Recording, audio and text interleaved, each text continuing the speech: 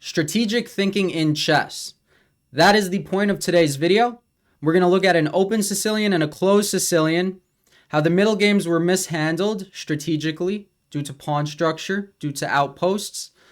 But then, of course, these are my subscriber games, so they're both going to take out the W in the end with beautiful end game conversion. And you know why we're going to do strategic thinking through subscriber games? Because it's Friday. It's a great day. It's always a good day. It's not always a good day. It's usually a good day. It's usually a better day than people believe it is, right? Because the day is largely what you make of it, barring unforeseen circumstances, of course, like a war, an accident, health problems. But I hope none of you have any of that today. I hope all you have a great day, even my liberal subscribers who probably don't hope I have a great day. You know, matter of fact, I hope everybody has the day they deserve. Is that not nice? Is that not the nicest? Let's get into chess. Pawn to e4, we're going to do the closed Sicilian first because I like the closed Sicilian. So we're doing that one first. We have Chess Amateur with the white pieces and Jacopo 122 with the black pieces. We get a Grand Prix. Now, from the intro video alone yesterday, what move do you play here? Did you watch it? Did you study? Not bishop to b5. When they're playing flexible like this or passive, well, flexible, this isn't passive actually. We want to put the bishop on e2 and then go bishop d1 when they go knight d4. Instead, white here just goes bishop to b5. He's like, I'm going to pin. Black's like, okay, but you're not going to remove my queenside knight because I'm going to guard it like so. You're not even going to damage my pawn structure, mind you. So then we get castles, a6. Very good. White did not take until he was absolutely forced to take. Now he's essentially forced to take because why would you put the bishop there if you're not taking? And we get d3. So it's a normal Grand Prix, but you see this knight replaced the other knight. And the point of getting rid of this knight was to untie the queen from c2. Let's see how white deals with that. Okay, queen e1 makes some sense. Knight d4. Typically, you do not want to take this pawn because of what happens to your c-pawn. In this position, it's fine, but I would actually play what my student played as well. I would have played queen f2. You guard the pawn like so, and now black takes the knight. And okay, it's a pretty calm position. Black has the bishop pair. He has a good structure. But white has all the things from a normal Grand Prix. Then we get bishop to d2. So here you should really strike with f5. I think you're built for it. You're built different. I think you're built for f5. You're built to strike right now. Bishop to d2 is okay. But then b3, and it's like, did these plans mix? Usually you go b3 to freeze their doubled pawns, which in turn makes their light squared bishop worse. The other nice thing is sometimes black fianchettos, and getting a dark squared bishop trade is very good because you trade their fianchettoed bishop, their kingside defender, for your dark squared bishop, which just connects your rooks and allows this one to swing over. However, in this position, neither of those are the case. The pawns are not doubled. I don't think black's playing for c4 because you could just go d4, and they don't have a dark squared fianchettoed bishop that you could trade. So I think this is a little too generic. It is a system, right? But systems can be sharp sometimes. Does that make sense? b5, queen e2. All right, again, should go f5. Queen e2 might have seen a little bit of a ghost. Maybe he wanted to play e5 and saw bishop to b7 because the queen's on c7 and he didn't like that. So we got queen e2. Okay, fine. We got bishop to f6 and rook a1. Love this move. Getting out of the pin, right, with the bishop on f6. Black is threatening b4, trying to get the knight to move, and then you would lose an exchange. You don't want to lose an exchange for no reason. It's not even a fianchettoed bishop. All right, this check doesn't make all too much sense because the king stands very good on h1. Prophylactics, except he allowed you into the prophylactics. And black has arguably some very good bishops. Now, what do you do here? Well, you either route your knight from d1 to e3 or f2, where it's very good, or you go f5. He went f5, and I like the move f5. If they take, do not take with the pawn because then they have a tank of a bishop. That's two tanks of a bishop to you. He takes, so white takes with the rook. All right, very good. And you see, if they didn't take, say they play a move like this, it's not out of the realm of possibilities to snap the bishop off and go for this type of checkmating attack, right? So always be open. When there's no f-pawn, if that knight is on f6, a lot of the times you can actually sacrifice the rook for the knight. But okay, black takes, white takes back. We got rook a to e8. And what do you do here? I like the move knight d5. right? If take, you build up on d6. That is the weak point. That is the base of the pawn chain. Pawn chain, barely even. But instead we get queen g4. Why is this a bad move? It looks sensible. It looks sensible. But the problem, did you find it? Bishop to c8, pinning the rook to the queen, winning in exchange. Black doesn't see it and goes rook e5. Now you could take the rook, but white goes all in and goes bishop to h6, threatening checkmate. Why is this a mistake? Well, the reason it's a mistake is because of the move f6. Guards the pawn on g7. You might be like, I don't get it. What's happening? That's a fair question. Well, if rook takes rook, bishop takes knight, the switch, you're going to end up losing material. And other than that, I mean, it's just not too good of a position for white. Black is better here. Instead, black took the rook. You take back with the pawn because you need to maintain the pin. And here black has to go king h8. You might be like, I don't get it. Why doesn't he pick up a knight? Well, he did. And find the brilliancy that white found. Bishop takes g7. Not even a check. The point is it's a discovery. Anywhere the bishop goes is checkmate on this diagonal. And you might be like, okay, why can't they take? f6, no one is stopping checkmate. That's how aggressive the Grand Prix can be out of nowhere. Black played f6, white took the pawn with check, black resigns because he's forced to f7, and that is checkmate. So a very beautiful ending to this game. Now let us look at an open Sicilian.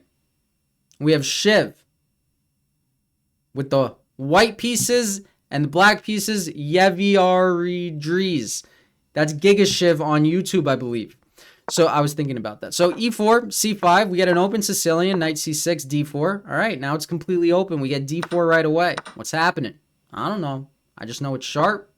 Are we going to get a Khan or something? You know, Khan it'll always have a special place in my heart, though I don't think I'm ever going to play it much anymore. I don't know. Maybe I will. Sometimes I do.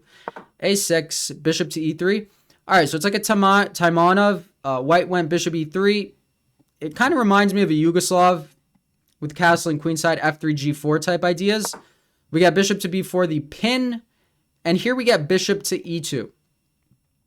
But I believe you can actually capitalize here, right? You take, if they take back with the pawn, you go queen d4, protect your knight like this, aim at g7, aim at the bishop on b4. I think logically they would take, right? And they're going to take with the b pawn because they want to avoid the unfavorable queen trade. And then you just go in, you're just in their face. You're just in their face. No castling, and queen e7, queen g3, something like this. And it's a good position for white. A lot of the times in open Sicilians, you get these doubled c-pawns, and they're not actually bad. This reminds me of when I face a Maroczy bind. You make the pawns like this. It's not bad at all. It's not bad at all. They can't go rook b8. You got rook b1. This bishop is great. You have the bishop pair. Where's their king going? Are they developed? What is their pawn structure? Let me stop roasting black's position. Let's get back to the game. So that could have been nice, but we got bishop to e2. Okay, knight to f6. Again, I would take the knight on c6, but f3. All right, he's going for like this Yugoslav. That's what I know it as. Then knight h5. See, this is not what you want to do. You don't want to put your knight on the side of the... What is he threatening? Is he trying to go like here, g3, knight takes g3, forgetting that the bishop could go to f2? I don't know, but that's what it looks like. See, don't do this type of stuff before you're developed. It's not too good. Not too good at all. So what should white do? White should just go g4. Kick the knight out. It's like a gain of a tempo with this same-ish pawn. Because you want to go g4. And now you could go g4 with tempo. And again, queen h4, there's bishop f2. So we get castles. All right, fine. I still like white's position. I'm used to seeing castles queenside with the pawn on f3, pawn on g4. But castles kingside, fine. We get f4, and look at that. It's like a Grand Prix now, although typically this pawn is here. But it's almost like a Grand Prix. See, that's what I mean. In open Sicilians, f4 is a middle game idea. In closed Sicilians, f4 is a opening idea. Did I say that right? I hope so.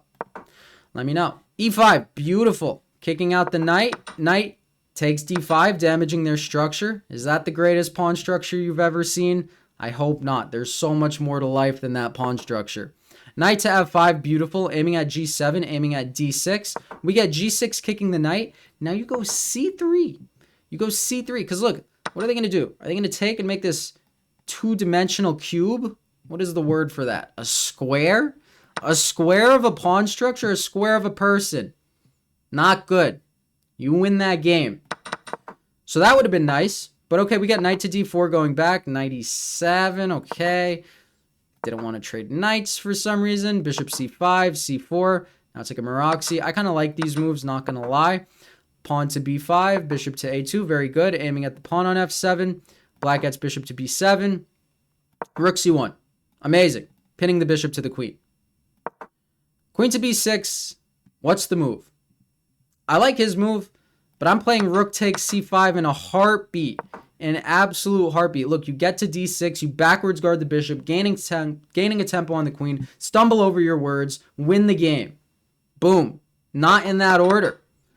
But we get b4, which is also good, because those bishops are quite amazing, and you get to keep your rook, arguably. Now, I think e6 has to be played here, right? This just looks like GG's, resignation.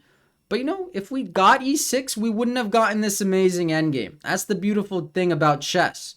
You mess up, and you create art from the mess up. I mean, that's just good stuff. All right, so white has the bishop pair. Just kidding. He no longer has the bishop pair. Rook to d1. Both rooks are good. We got bishop to d6. Amazing. Freezing this pawn. Love it.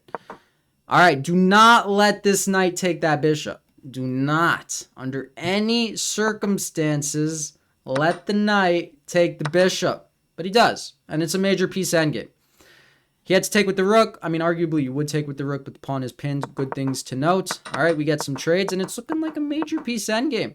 And then rook c6. Absolutely love this move. Look at this. Look at this. Pin, pin, pin, pin, pin. You know what that means? Blunder. That's what that means. That all adds up to blunder.